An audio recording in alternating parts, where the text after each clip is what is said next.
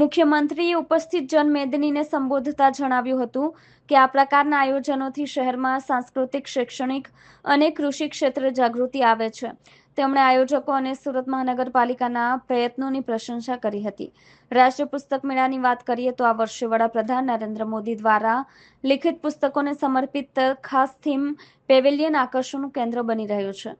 આ ઉપરાંત નમો reading corner અને લેટર્સ ટુ પીએમ સેક્શન પણ ખાસ ઊભું કરવામાં આવ્યું છે, જ્યાં યુવાનો અને વાચકો પીએમ મોદીના વિચારો અને તેમના લખાયેલા પત્રો વાંચી શકશે. ઉલ્લેખનીય છે કે સુરત મહાનગરપાલિકા દ્વારા 2000થી રાષ્ટ્રીય પુસ્તક મેળાનું આયોજન કરવામાં આવે છે. શિલ્પગ્રામ મેળામાં દેશભરના હસ્તકલા અને હાથશાળના કારીગરો તેમની કળાનું પ્રદર્શન કરશે. અહીં લોકોને વિવિધ રાજ્યોની લોકકળા, હસ્તકળા અને ખાણીપીણીનો આનંદ લેવા મળશે. તો બીજી તરફ હોર્ટિકલ્ચર મેળો અને ફ્લાવર શોમાં રંગબેરંગી ફૂલોની પ્રદર્શની તેમજ બાંધકામ, બાગકામ સંબંધિત વિવિધ ઉત્પાદનો જોવા મળશે. આ ચારેય મેળાઓમાં શહેરવાસીઓની ભારે ભીડ જમવાની શક્યતા છે. આયોજકો દ્વારા તમામ વ્યવસ્થાઓ યથાવત રાખવામાં આવી છે.